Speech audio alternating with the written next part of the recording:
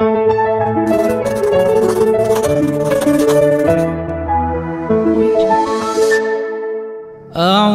بالله من الشيطان الرجيم. بسم الله الرحمن الرحيم.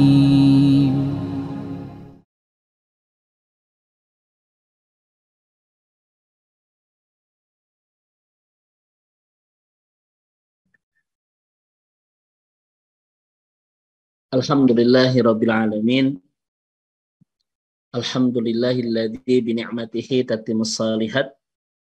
Alhamdulillahilladzi arsala rasulahu bil huda wa dinil haqq liyudhhirahu ala dini kulli walau karihal musyrikun. Wa asyhadu an la ilaha illallah wahdahu la syarikalah wa asyhadu anna Muhammadan abduhu wa rasuluh al-mab'utsu rahmatan lil alamin. Allahumma aftah lana qulubana wa alhimna rusdana wahdina ila siratikal mustaqim.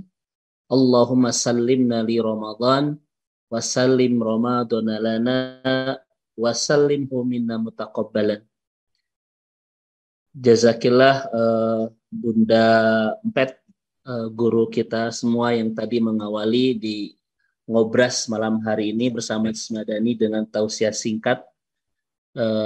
Bunda Empet baru pulang, saya bersama beliau di Tanah Suci kemarin baru pulang, dan tadi pun ngisi manasik haji bersama Gurunda Ustaz Dudi di Hotel Pullman, dan seluruh panitia sudah ke Jakarta untuk ngisi manasik haji di Jakarta.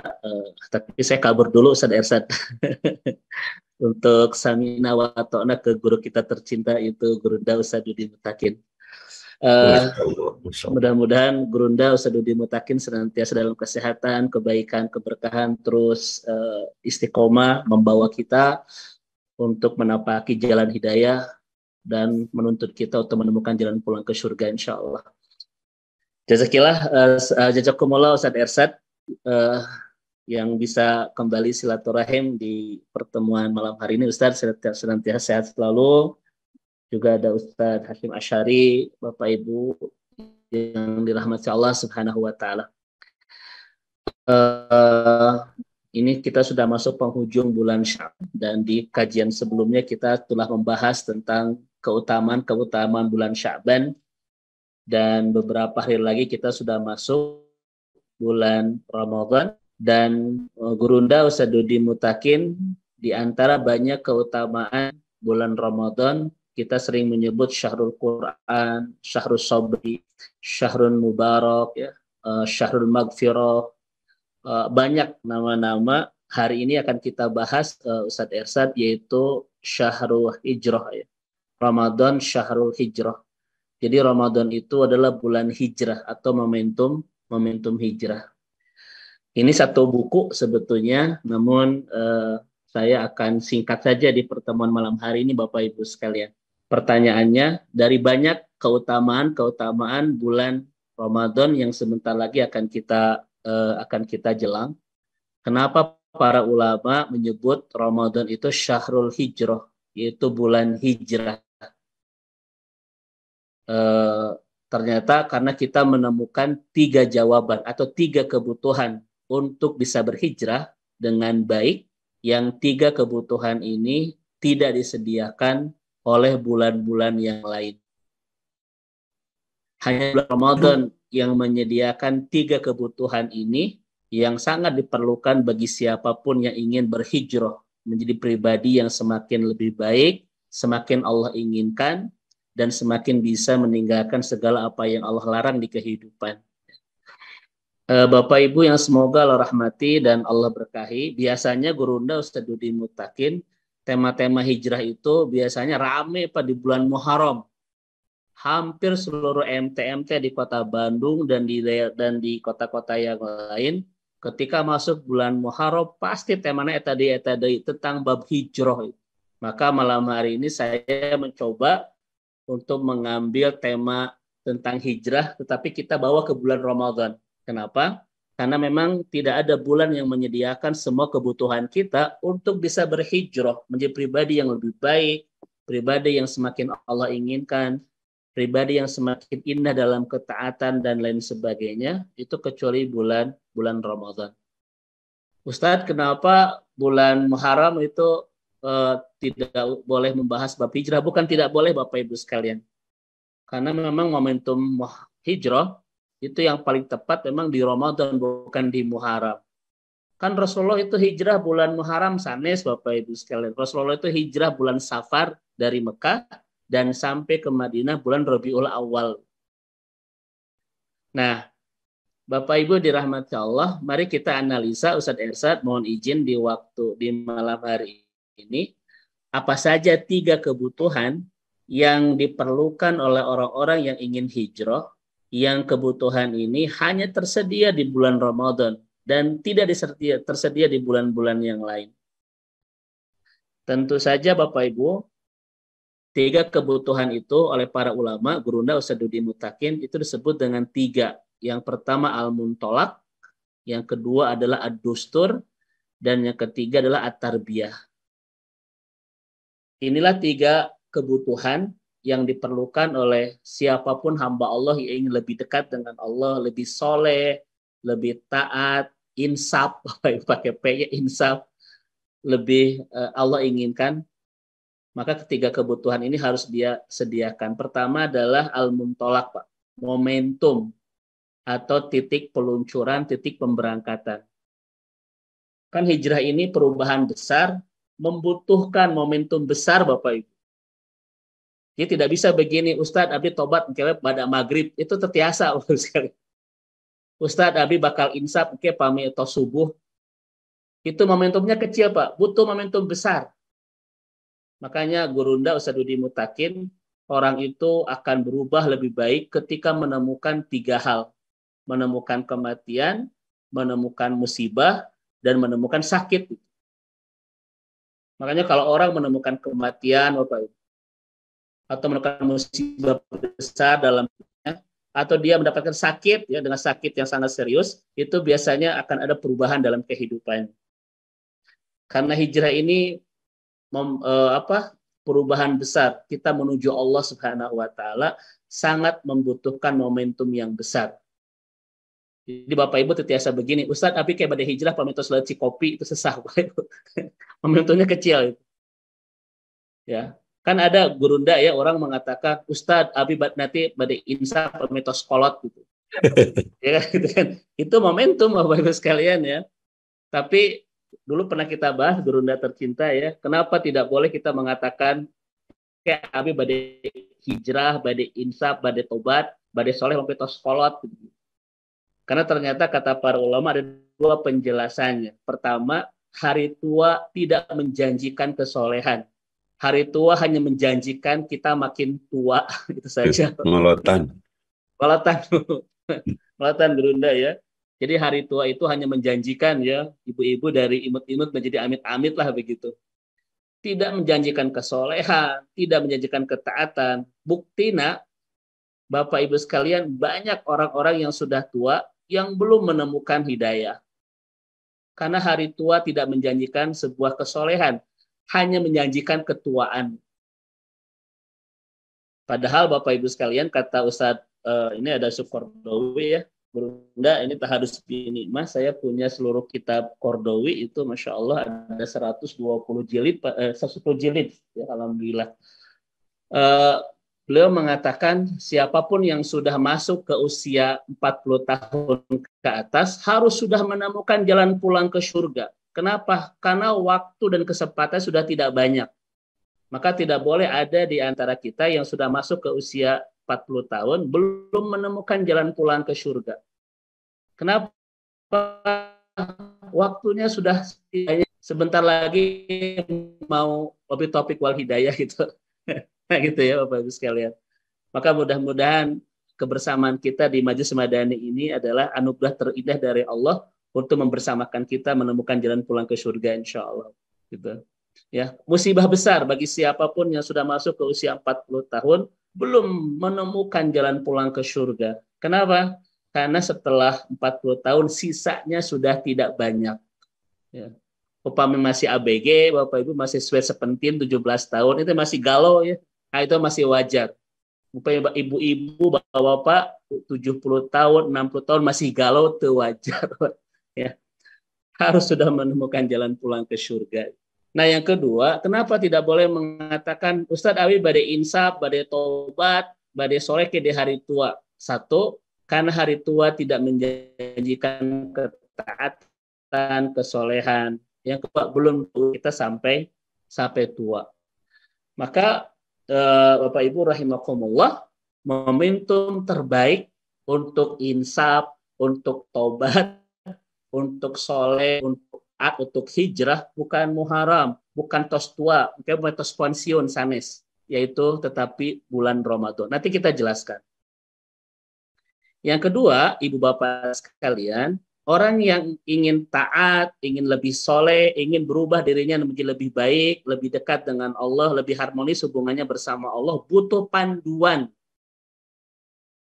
Hijrah itu butuh panduan. Karena siapapun Bapak Ibu sekalian, ketika dia mau memulai sesuatu, tidak ada bantuan, itu tidak akan pernah sampai ke tujuan kalau tidak ada panduan. Sok ibu-ibu mencoba memulai untuk masak sayur asam tanpa buku menu panduan, pasti rasanya khas. Artinya kita tidak akan sampai ke tujuan. Apapun butuh panduan. Makanya ibu dan bapak yang dirahmati Allah Subhanahu wa taala, dengan panduanlah kita bisa sampai ke tujuan. Dan yang terakhir, kebutuhan bagi orang yang ingin berhijrah, ingin taubat, ingin soleh, ingin taat sama Allah, kebutuhan yang ketiga adalah pembinaan. Pertama adalah momentum, yang kedua adalah panduan, dan yang ketiga adalah tarbiyah, yaitu harus dibina Bapak Ibu sekalian. Dan tiga kebutuhan ini hanya disediakan oleh bulan Ramadan. Mari kita lihat satu persatu Bapak Ibu sekalian. Yang pertama, kebutuhan orang yang hijrah, orang yang ingin lebih dekat dengan Allah, lebih harmonis hubungannya bersama Allah, ingin lebih soleh, lebih taat, maka dia membutuhkan momentum. Kapan saya akan berubah? Kapan saya akan lebih dekat dengan Allah? Biasanya orang itu mencari momentum Bapak Ibu. Dan momentum terbaik itu adalah bukan Muharram, bukan usia tua, bukan pensiun dan lain-lain, tetapi bulan Ramadan. Kenapa Bapak Ibu sekalian? Nabi sendiri yang mengatakan, kalau orang ingin berubah jadi lebih baik, Bapak Ibu sekalian, kira-kira cocok gak kalau dia berubah di bulan yang menumbuhkan segala kebaikan? Saya ulang Bapak Ibu ya. Kalau orang ingin berubah jadi lebih baik, kira-kira cocok gak dia memulai di bulan yang menumbuhkan segala kebaikan? Pas Bapak Ibu sekalian. Seperti tunduh itu menemukan bantal gitu. Seperti lapar menemukan seblak gitulah Bapak Ibu sekalian. Cocok. Saya hubungan Ustaz ya.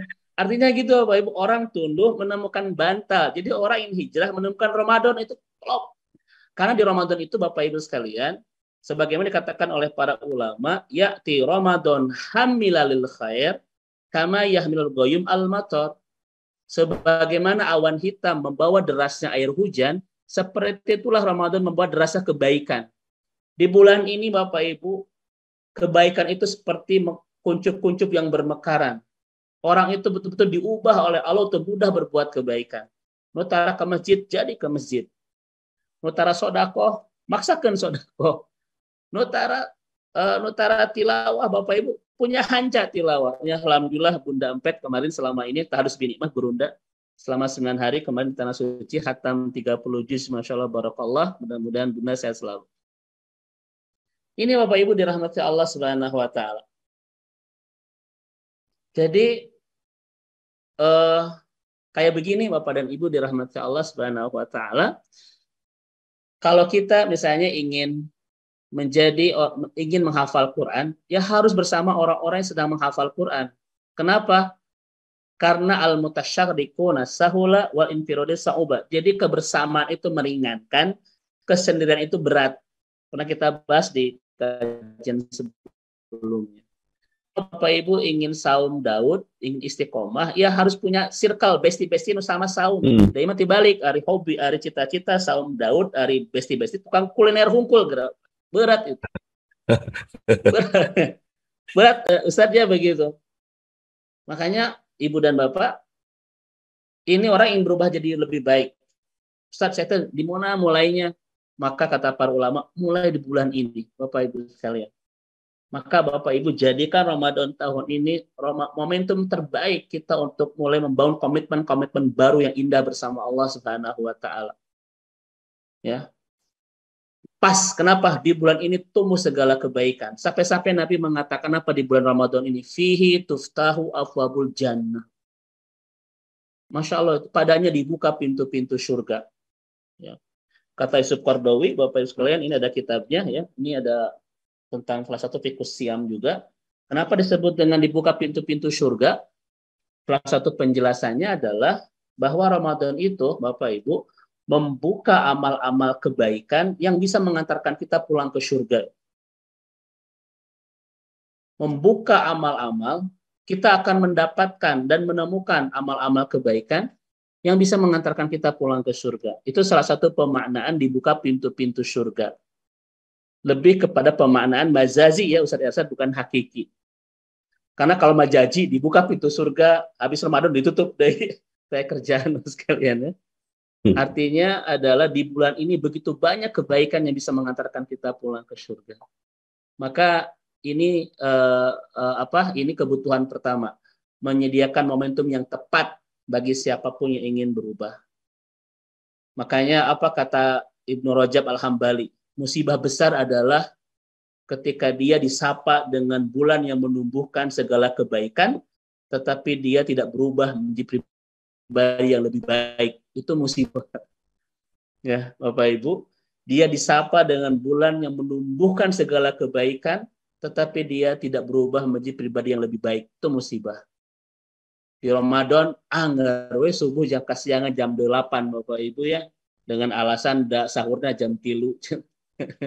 Sahur jam 3 tidur ya Pak, subuh jam 8 di zaman dengan duha itu. Jadi itu musibah besar itu. Ketika di bulan yang menumbuhkan segala kebaikan, kita tidak tumbuh menjadi pribadi yang lebih baik, kita mau mengharapkan momentum apa lagi, Pak? Mengharapkan momentum musibah, momentum kematian, momentum, jangan sampai itu terjadi di kehidupan kita ya. Nah ini Ibu dan Bapak yang dirahmati Allah Subhanahu wa taala. Yang kedua, momentum apa yang disediakan oleh Ramadan sehingga pas bagi siapapun yang ingin hijrah. Bapak Ibu sekalian, kan biasanya Gurunda, orang yang berhijrah itu biasanya ingin membersihkan dosa, kemudian berubah jadi pribadi yang lebih baik. Terus kan? Betul. Nah, Ramadan Bapak Ibu sekalian menyediakan itu. Ampunan dosa. Bahkan kata Dr. Qardawi, Ramadan itu seperti mengobral ampunan itu besar-besaran. Bahkan kata Imam Al-Qurtubi, kenapa bulan ke-9 ini disebut dengan Ramadan? Ramadan, kata Imam Qurtubi, karena yarmadud dunub bil a'malis sholihah. Karena Ramadan itu membakar dosa-dosa kita dengan amal soleh. Bapak Ibu silakan lihat hadis-hadis Nabi. Setiap amal soleh di Ramadan, ujungnya itu ada pembakaran dosa. Contoh, man soma ramadhana imanan wahtisaban ghufira lahu ma taqaddama min danbi. Tentang tarawih, man qama ramadhana imanan wahtisaban ghufira lahu ma taqaddama min danbi. Tentang Lailatul Qadar, man qama lailatal qadri imanan wahtisaban ghufira lahu ma taqaddama min danbi. Bahkan ketika zakat fitrah, itu Bapak Ibu sekalian, tuhratan lis-shaim, untuk membersihkan dosa orang-orang yang saum. Semua aktivitas ketaatan Ramadan itu pembakaran dosa. Makanya kata Ibnu Rajab, Bapak Ibu, musibah kalau seseorang disapa bulan yang membersihkan dosa-dosanya, tetapi Allah tidak memaafkan segala kesalahannya. Itu musibah besar. Maka Ibu dan Bapak, tidak ada bulan yang kita butuhkan untuk membersihkan, membakar dosa-dosa kita. itu kecuali bulan Ramadan ini. Inilah dua momentum yang dianalisa para ulama sehingga Ramadan itu pas ya untuk dijadikan membuka catatan baru yang indah bersama Allah Subhanahu wa taala. Makanya tadi Gurunda menyampaikan satu Ramadan adalah hari ulang tahun ya. Hari ulang tahun Gurunda ya begitu. Karena Iya. pas betul Gurunda, insya Allah itu Bapak Ibu dirahmati Allah Subhanahu wa taala. Ini dua momentum yang disiapkan oleh Ramadan. Maka kata Akram Ridho, Bapak Ibu sekalian, seorang pakar manajemen Muslim dunia mengatakan, maka bagi siapapun yang memasuki bulan Ramadan betul-betul harus dijadikan momentum berubah. Ya, ini saya tidak akan bilang perubahan pada Ustaz ya. Agak sensitif. Atas-atasan. Atas-atasan. Atas-atasan. Itu adalah bulan Ramadan Bapak Ibu ya. Andaikan ini adalah Ramadan yang terakhir buat kita semua, pastikan Bapak Ibu inilah Ramadan yang bisa mengantarkan kita pulang ke surga ya. Karena Masya Allah tadi Gurunda menceritakan tentang bab kematian. Ya. Renungan Kordowi apa Bapak Ibu sekalian? Kata Kordowi itu, setiap Ramadan menyapa kita, selalu ada orang-orang yang tercinta yang sudah tiada. Itu evaluasi pas Ramadan. Oh Ramadan ini mah tak si Wa, tak si Bibi, tak si iya. Ramadan berikutnya, oh terus tak iya. Setiap Ramadan menyapa kita, selalu ada orang-orang tercinta yang sudah tiada. Bahkan boleh jadi setelah Ramadan tahun ini, kitalah yang akan tiada itu. Bahkan mungkin usia kita tak sampai ke bulan Ramadan tahun ini. Maka siapapun yang diberikan anugerah oleh Allah, sampai ke bulan ini Bapak Ibu sekalian, mari yuk kita jadikan sebagai momentum menjadi pribadi semakin Allah inginkan. Andaikan ini Ramadan terakhir buat kita semua, dan setelah itu kita pulang kepada Allah, maka jadikan Ramadan inilah kendaraan yang bisa mengantarkan kita pulang ke surga. Nah ini Bapak dan Ibu ya, yang dirahmati Allah Subhanahu wa taala. Innama sumya Ramadan, kata Imam Al-Qurtubi, bulan ke-9 ini disebut dengan Ramadan. Yarmadud dunub itu membakar dosa. Bil a'mali salih, dengan amal-amal saleh. Andaikan 11 bulan itu noda, maka Ramadan itu pembersihnya. Itu kalimat dari para ulama ketika menafsirkan kalimat Ibnu Jauzi, Bapak Ibu, ketika mengatakan sebagaimana Allah memaafkan 11 saudara Nabi Yusuf berkat permintaan Nabi Yusuf, maka Allah pun memaafkan 11 dosa-dosa kita di 11 bulan berkat keberkahan Ramadan. Dari kalimat Ibnu Jauzi ini, kata para ulama kita, andaikan 11 bulan ini noda, maka Ramadan itu adalah baik clean-nya. Allah baik clean masih ayatnya. Terus sumbi. Ya, seket kena panangan. Bunda ya. Nah begitu. Ini yang pertama Ibu dan Bapak sekalian ya. Maka tidak boleh kita ketinggalan kereta kebaikan di bulan yang akan membawa gerbong-gerbong kebaikan buat kita. Mari kita menjadi bagian dari perubahan-perubahan ke arah kebaikan, yaitu hijrah menjadi pribadi semakin dekat dengan Allah Subhanahu wa taala. Bapak Ibu betul-betul dibantu di bulan ini. Dibantu kita untuk berubah jadi lebih baik. Tergerak untuk ke masjid. Untuk ke masjid era Bapak Ibu di bulan Ramadan. Ayah atau ke masjid. Era kota tangga masuk kayak gitu. Sedekah dan lain seterusnya ya. Masya Allah. Baik. Bahkan Ibu Bapak sekalian, ini adalah riwayat Imam Tirmidzi, dijelaskan oleh para ulama tentang doa ini Gurunda ya. Insyaallah Rasulullah Shallallahu Alaihi Wasallam mengajari kita satu doa. Yang doa ini Rasul ajarkan kepada Aisyah di hari terbaik, di malam terbaik, di bulan terbaik. Yaitu Allahumma innaka afuwun. Tidak ada karim Bapak Ibu ya. Karim itu tambahan saja. Redaksi hadisnya itu langsung afuwun, tidak ada karimnya. Hadis riwayat Imam Tirmidzi sahih. Allahumma innaka afuwun tuhibbul afwa fa'fu anni. Ini doa yang Nabi ajarkan kepada Aisyah radhiyallahu an di malam Qadar atau di Lailatul Qadar, malam terbaik di bulan terbaik. Tentang bab ampunan. Ini Masya Allah Gurunda itu dijelaskan oleh Syekh Ratib An-Nablusi. Kenapa doa ini menjadi doa terbaik sehingga diajarkan oleh Nabi ke istri beliau Aisyah di malam terbaik, di bulan terbaik, yaitu di malam Qadar di bulan Ramadan. Ya. Bapak Ibu menyebutnya malam Qadar, jangan malam Lailatul Qadar. Kan Laila itu artinya malam juga ya gitu. Di malam Qadar atau di Lailatul Qadar. Kata Ustaz Ratib An-Nablusi, yang disebut afun itu, afuun adalah membersihkan dosa seperti angin, menghilangkan jejak kaki di padang pasir. Jadi semua catatan dosa-dosa kita hilang, terhapus semuanya. Makanya ketika nanti di akhirat datang kepada Allah, dalam hadis riwayat Imam Ahmad, ya fulan, anna radin lima fa'alta fid dunya, idhab fadhul jannati. Wahai hambaku, aku sudah ridho dengan apapun yang kamu lakukan selama di dunia. Qad afautu. Nah ini ada afuunnya. Karena aku telah memaafkan semuanya. Idhab fadhul jannati. Pergilah dan masuklah ke dalam surgaku. Itu penjelasan dari Syekh Ratib. Jadi kalau Bapak Ibu dikabulkan doa ini, nanti ketika datang ke akhirat, tidak diperiksa lagi amal-amal kita karena sudah hilang di catatan Allah. Hilang semua kesalahan-kesalahan kita itu.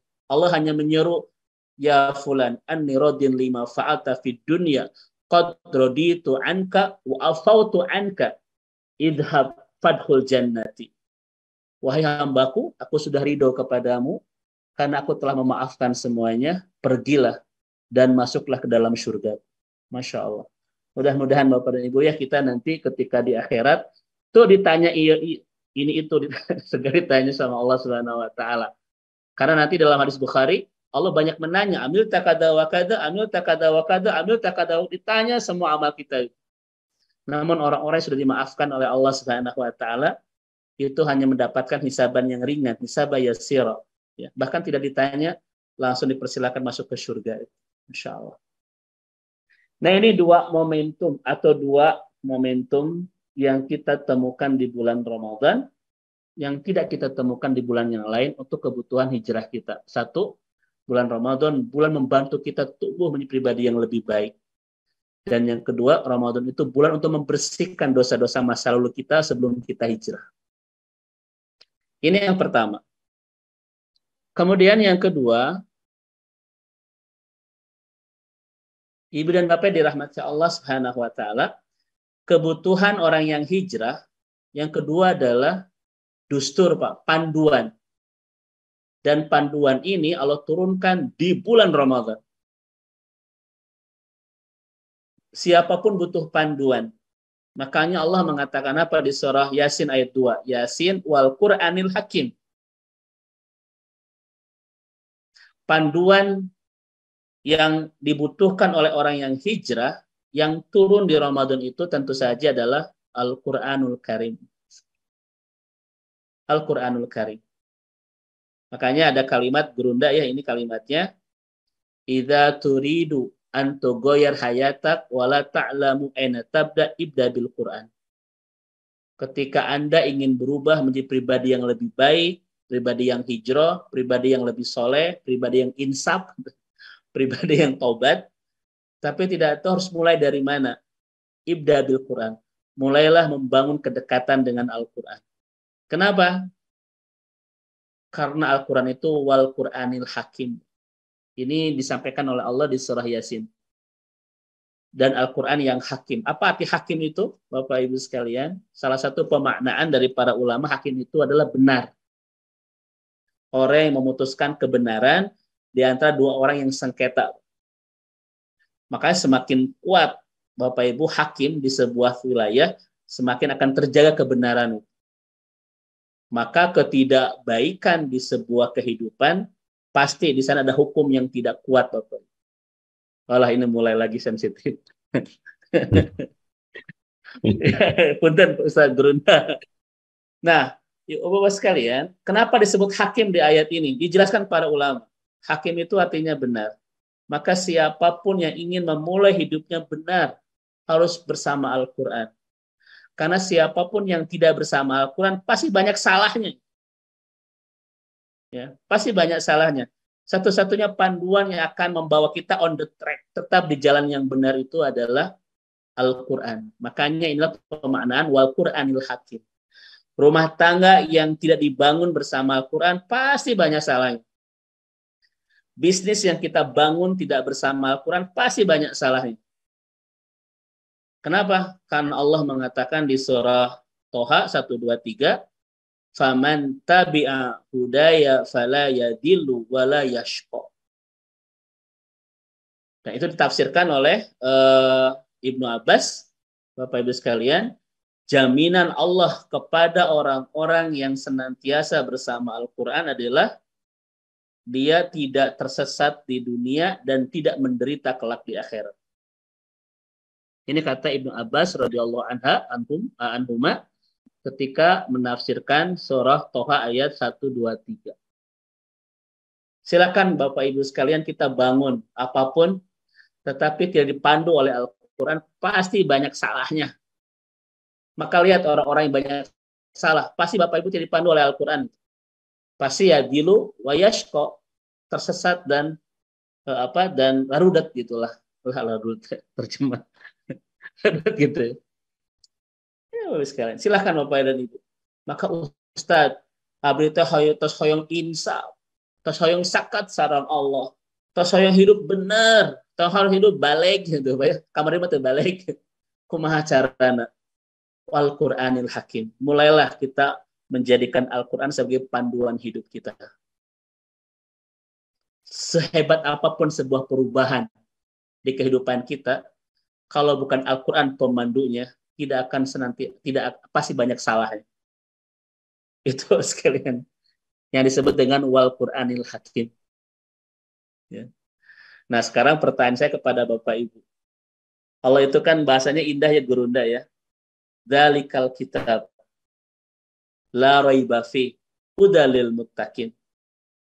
Sebetulnya secara bahasa yang paling enak adalah dzalikal kitab hudalil muttaqin la raiba fi.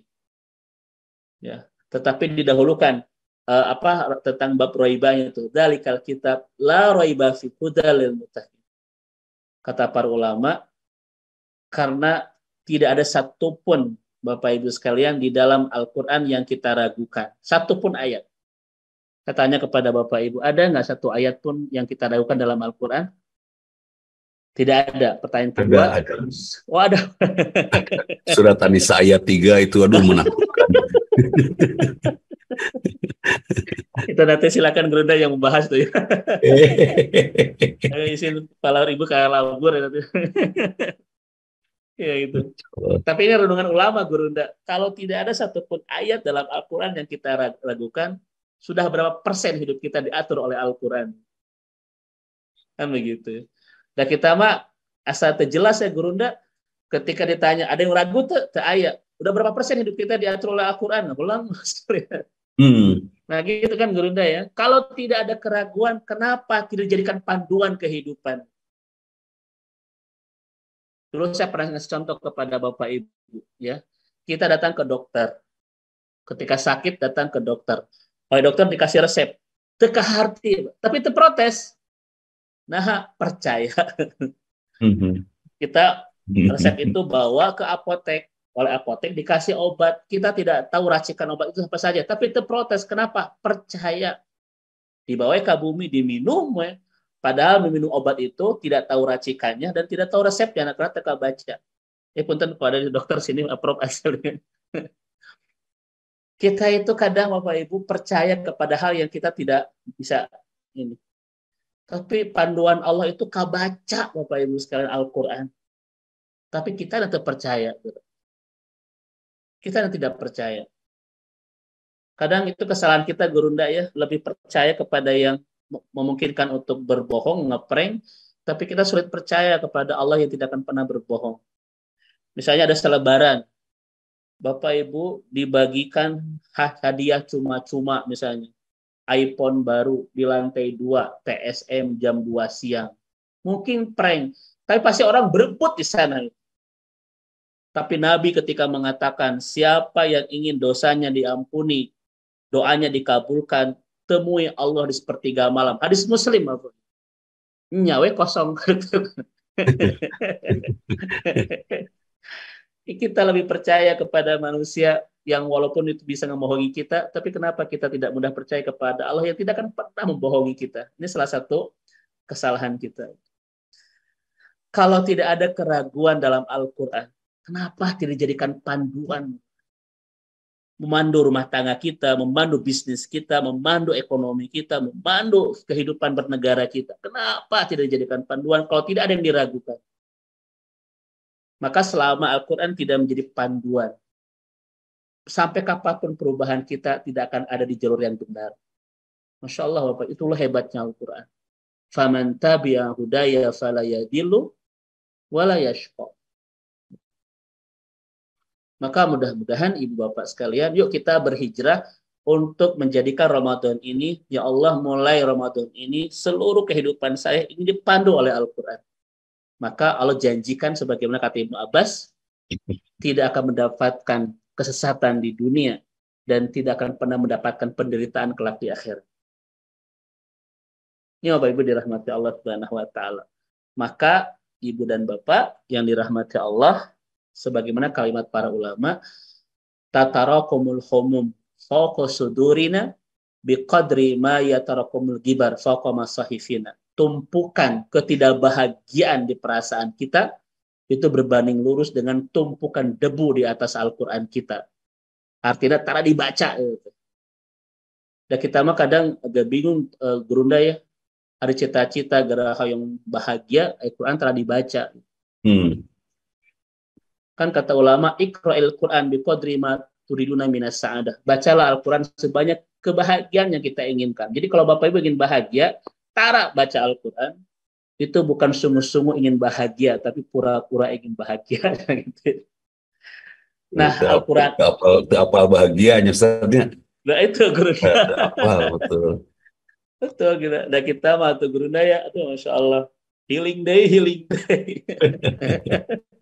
Ibu-ibu ngajak healing way gitu ya. Kenapa gue healing way? Biar happy. Bahasa itu happy pakai P. Masya Allah. Nah ini Bapak dan Ibu ya dirahmati. Maka tadi juga ada tausiah dari para ulama kita. Sudah saatnya orang mukmin itu ketika bicara bahagia bukan kata-kata healing, tetapi kata-katanya adalah Al-Quran. Bukan healing tapi bersama Al-Quran. Nah ini Ibu dan Bapak sekalian, panduan untuk orang yang hijrah ini Allah turunkan di bulan Ramadan. Menyediakan panduan yang sangat indah. Bahkan kita menemukan kalimat Al-Quranul Karim. Ya kan? Di surat Yasin kita menemukan kalimat Al-Quranil Hakim. Di surat Qaf kita menemukan kata Al-Quranil Majid. Majid itu artinya mulia. Ini kenapa disebut Al-Quranul Majid? Karena siapapun yang ingin meraih puncak-puncak kemuliaan dalam hidupnya bersama Al-Quran. Maka siapapun yang tidak bersama Al-Quran akan banyak menemukan kehinaan dalam kehidupan. Itu sudah resep Al-Quran. Nah, di antara yang paling masyhur Gurunda itu Karim. Ya kan? Al-Quranul Karim. Kalau Ibnu Katsir, Al-Quranul Azim itu menyebut kitabnya itu. Apa arti Karim Bapak Ibu? Mulia. Apa arti mulia? Karim. Apa itu Karim? Terus saya bolak-balik. Karim ini, kenapa Al-Quran disebut dengan Karim? Asyai'ul ladzi yaksirul manfa'ah. Sesuatu yang berlimpah dengan kemanfaatan.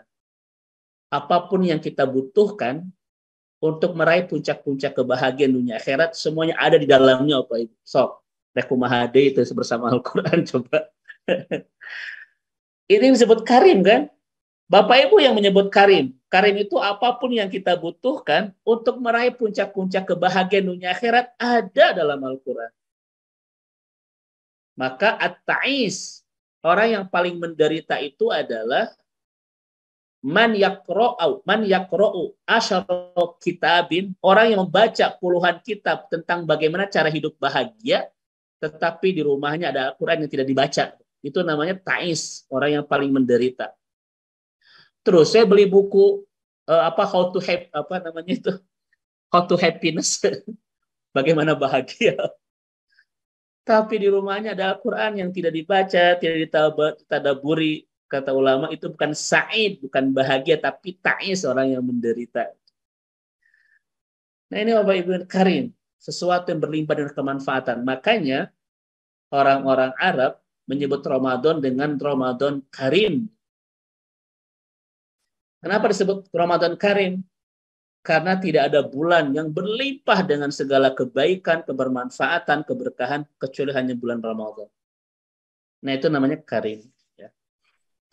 Nah ini Ibu dan Bapak yang semoga Allah rahmati dan Allah berkahi terkait dengan panduan. Ya. Maka Masya Allah, Al-Quran bukan sekedar untuk dibaca, bukan sekedar untuk dihafal, tetapi Al-Quran harus betul-betul kita fahami, karena harus menjadi panduan untuk mengawal, memandu hidup kita agar meraih puncak-puncak kebaikan dunia dan akhirat. Dan ini sudah betul-betul, Bapak Ibu sekalian, sebuah hal yang tidak bisa terbantahkan. Banyak dalam Al-Quran disebutkan sendiri tentang bagaimana cara bagaimana cara Al-Quran mengantarkan kita meraih puncak-puncak kemuliaan. Ya. Maka Ibu dan Bapak wajar, Gurunda ya di sini itu saya menemukan bagaimana hebatnya salafus saleh bersama Al-Quran ketika di sepanjang Ramadan itu. Pernah kita sampaikan di kajian sebelumnya kan, Imam Syafi'i 60 kali khatam, Imam Bukhari 30 kali khatam, Ibrahim An-Nakhi 40 kali khatam selama panjang bulan Ramadan. Ini majelis keluarga besar Majelis Madani ini nanti Ramadan nanti mau ala siapa? Ala Syafi'i, ala An-Nakhi, ala Bukhari, atau ala kadarnya saja? Amin. Ya insya Allah ya Gerenda gitu. Tetapi sekali lagi Bapak Ibu ya, tidak hanya dibaca, dihafal, tetapi harus dipahami, menggali tafsirnya agar betul-betul menjadi panduan kehidupan. Baik. Ini Bapak dan Ibu yang kedua. Kemudian yang ketiga, kebutuhan yang diperlukan oleh siapapun yang berhijrah, ingin menjadi lebih baik, lebih dekat dengan Allah, lebih taat, lebih soleh, ingin taubat. Kebutuhan yang ketiga adalah pembinaan. Jadi setelah menemukan titik muntolak, momentum, titik pemberangkatan, setelah menemukan panduan, terus setelah itu dia harus menemukan pembinaan. Dan ternyata Ramadan, Gurunda, itu menghadirkan 3 pembinaan. Yang kalau 3 pembinaan ini tidak didapatkan oleh orang yang ingin hijrah, nggak akan benar hijrahnya. Tidak akan pernah benar, tidak akan pernah istiqomah. Dan 3 pembinaan ini hanya kita temukan di bulan Ramadan. Pembinaan ini Bapak Ibu itu bisa kita temukan di kitab yang ditulis oleh Dr. Raghib Asyurjani, ya judulnya Madrasatul Ramadan. Mohon maaf, Ramadan wa Binaul Ummah, mohon maaf. Itu tulisan beliau ya, Syekh Raghib Asyurjani, doktor. Kata beliau, Bapak Ibu sekalian, Ramadan ini melakukan 3 pembinaan kepada siapapun yang ingin lebih hebat hubungannya bersama Allah Subhanahu wa Ta'ala. Dan teorinya ini kan Bapak dan Ibu, siapa yang berhasil di bulan Ramadan, dia akan berhasil di 11 bulan pasca Ramadan. Siapa yang gagal di Ramadan, maka dia tidak akan menemukan harapan berhasil di 11 bulan pasca Ramadan. Maksudnya apa? Maksudnya kalau kita Ramadannya gini-gini saja, maka 11 bulan ke depan gitu-gitu saja. Kenapa 11 bulan begitu? Karena Ramadannya begini gitu. Makanya jangan begitu biar tidak begini gitu. Itulah berundangan begitu. Nah, Bapak Ibu sekalian, mohon izin. 3 pembinaan ini sangat lengkap, hanya disediakan oleh bulan Ramadan saja. Yang pertama adalah yurabbil muslimina anistijabatin kamilah fima amarallah. Ramadan itu Bapak Ibu mentarbiyah kita untuk merespon panggilan-panggilan Allah selama 30 hari. Saumnya, sholat tarawehnya, sholat berjamaahnya, tadarusannya, sodakohnya, ditatar, dibina 30 hari oleh Allah Subhanahu wa Ta'ala. Dan orang yang sudah mendapatkan pembinaan lebih dari 25 hari, akan memungkinkan, akan terbiasa. Allah membina kita 30 hari. Maka ketika keluar dari Ramadan, ada harapan kita terbiasa dengan ibadah-ibadah itu. Karena selama Ramadan dibina oleh Allah Subhanahu wa Ta'ala dengan intensif dari mulai bangun sampai tidur. Walaupun di kita mah fenomenanya lain Bapak Ibu. Habis Ramadan, seep segalanya. Libur nasional gitu Pak Dokter ya. Gurunda. Makanya Ibu pas akhir Ramadan tuang buka terakhir, dengarkan itu takbiran karena besoknya mau Syawal, kumaha bahagia Ustaz, nah mau tarawih deui gitu. Mau puasa deui. Tarawih terakhir ya. Tarawih terakhir. Padahal justru 30 hari ini adalah pembinaan yang sangat luar biasa dari Allah Subhanahu wa Ta'ala. Butuh pembinaan Bapak dan Ibu. Ya. Seseorang itu akan bisa ketika dia sudah terbiasa. Dan ini yang pertama.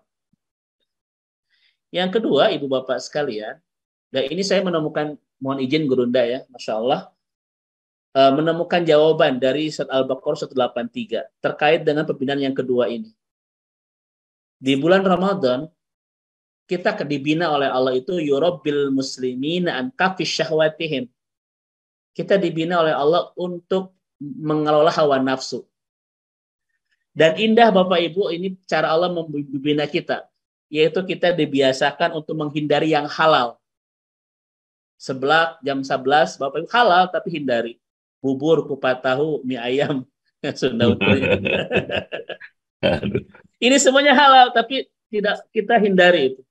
Kata Ustadz Ragib, Bapak Ibu, Ragib Surjani, orang yang mampu menahan diri dari yang halal, dia akan lebih bisa menahan diri dari yang haram. Ini kalimat beliau. Ketika Allah membina kita 30 hari untuk menghindari yang halal, orang seperti ini akan lebih mampu untuk menghindari yang haram. Nu halal wae bisa dihindari, komo anu haram. Dan ternyata Bapak Ibu, salah satu hikmah kenapa ibadah saum ini disyariatkannya kama kutiba 'alal ladzina min qablikum. Disyariatkan ke umat-umat sebelum kita itu. Dalam teori ulumul Quran, kalau ada sebuah syariat yang diterapkan sejak umat-umat terdahulu, berarti syariat itu Bapak Ibu punya peran yang besar dalam kehidupan manusia. Dan ternyata saum itu disyariatkan sejak umat-umat terdahulu. Kira-kira peran besarnya apa Bapak Ibu? Peran besarnya adalah menjaga kehidupan dengan baik. Karena orang yang saum itu akan pandai mengendalikan syahwat. Sementara segala keruksakan yang ada di kehidupan pasti ulah syahwat. Bapak. Ini kata para ulama. Makanya saum ini disyariatkan sejak umat terdahulu agar kehidupan itu berjalan dengan baik karena setiap generasi bisa mengendalikan syahwat. Maka siapapun yang tidak bisa mengendalikan syahwat akan rusak segala kehidupan ini. Nah, ini salah satu hikmah kama kutiba 'alal ladzina min qablikum. Kan Bapak Ibu orang yang hijrah itu orang yang baru berubah ya, kadang kangen dengan masa lalunya kan gitu Gurunda. Kadang kangen masa-masa jahiliyahnya ketika berkawan Abu Jahal, Abu Lahab gitulah. Nah itu oleh Al-Quran, oleh Ramadan dibina untuk mengendalikan syahwat. Walaupun ironisnya di bulan ini ada fenomena umbar syahwat. Gitu ya. Pertama adalah syahwat belanja, mentang-mentang diskon dan barang baru. Yang kedua itu Gurunda syahwat kolak. Nah itu itu disampaikan juga oleh Profesor Ahmad Nusair di buku beliau di Ramadan Rasulullah Ramadan. Syahwat makan. Kita menjelang maghrib itu segala dikumpulkan berbagai menu itu ya, flora dan fauna itu. Ini kita ironis Bapak Ibu sekalian. Padahal Nabi itu betul-betul memahami saum itu betul-betul pengendalian syahwat. Maka siapa yang berhasil pengendalian ini, akan terjadi kehidupan yang baik. Karena segala kerusakan berawal dari ketidakmampuan mengendalikan syahwat. Nah, ini dibina oleh orang Ramadan, orang hijrah ini syahwat. Dan terakhir, Bapak Ibu sekalian, masih ada waktu, mohon izin Gurunda. Bapak Ibu, pembinaan terakhir yang penting bagi orang yang hijrah itu adalah yurabbil muslimin ayash'ura bimasyakilil akharin. Di Ramadan ini kita dibina oleh Allah untuk bisa merasakan penderitaan-penderitaan saudara-saudara kita yang lain. Bagaimana caranya? Ketika Ramadan, kita ditarbiyah oleh Allah untuk merasakan tidak enaknya haus, tidak enaknya lapar, tidak enaknya mengendalikan syahwat. Orang seperti ini akan mampu dan berempati terhadap masalah-masalah yang dihadapi oleh saudara-saudara kita yang lain. Lengkap Bapak Ibu pembinaannya. Hablum minallah, pengendalian syahwat, dan hablum minanas. Dan ini hijrah namanya Bapak Ibu. Jadi orang hijrah itu tidak hanya memperkuat hubungan dengan Allah, tapi juga memperindah hubungan dengan sesama. Bukan hijrah orang yang makin mudah mencaci Allah, memuji Allah, tapi makin mudah mencaci saudaranya. Itu bukan hijrah. Bukan hijrah orang yang makin dekat dengan Allah, tapi makin jauh dengan saudara-saudaranya. Makin kaku Bapak Ibu. Kata istrinya, Abi, I miss you. Kata suami itu, istighfar. Bukan istighfar sekalian. Mentang-mentang sudah hijrah, istighfar segala gitu. Udah jawab saja. Makin kaku dalam kesosial, Bapak Ibu. Tidak. Ramadan tidak hanya memperkuat hubungan kita dengan Allah, mengendalikan syahwat, tetapi juga memperindah hubungan kita dengan sesama. Bapak Ibu lihat, ketika kita tidak saum fidyah, itu cara kita membangun hubungan yang indah bersama saudara kita yang lain. Yang kedua kata Nabi, barang siapa yang memberikan makan kepada yang saum, dia mendapatkan pahala saum. Itu motivasi agar kita mengindahkan hubungan sosial kita. Bahkan di sana ada kewajiban zakat fitrah, Bapak Ibu sekalian. Semua ibadah-ibadah ini ada di Ramadan. Itu menunjukkan apa? Ramadan tidak hanya bulan yang menjadi momentum kita untuk memperkuat hubungan dengan Allah, tetapi juga memperindah hubungan kita dengan sesama. Gagal Ramadan kita kalau kita tumbuh menjadi orang yang ngaku-ngaku dekat dengan Allah, tetapi makin jauh dengan sesama Bapak Ibu. Tidak peduli dengan urusan saudara kita yang lain, tidak tergerak untuk membantu dan lain sebagainya, maka gagal Ramadan kita. Nah, inilah Ustadz Irsyad kajian singkat terkait dengan 3 kebutuhan yang disediakan oleh Ramadan untuk siapapun yang ingin berubah menjadi pribadi yang lebih dekat dengan Allah Subhanahu wa taala. Maka pesan dari Dr. Akram Ridho, Bapak Ibu sekalian, ketika siapapun seseorang atau sebuah keluarga yang ingin berubah menjadi keluarga yang keluarga taat, maka tidak ada waktu terbaik, saat terindah kecuali bulan Ramadan. Bukan Muharram, bukan ketika kita sudah dapat musibah, bukan ketika kita sudah pensiun, bukan sudah tua, bukan. Tetapi Ramadan. Maka gagal dan rugi kalau Ramadan menyapa kita, tetapi kita tidak berubah menjadi pribadi yang lebih dekat dengan Allah Subhanahu wa taala. Ini mungkin Gurunda yang disampaikan oleh para ulama terkait dengan Ramadan dan hijrah. Mohon maaf kalau itu kan Ustaz Irsyad. Ya, wallahu a'lam bishawab. Tafadhal Gurunda.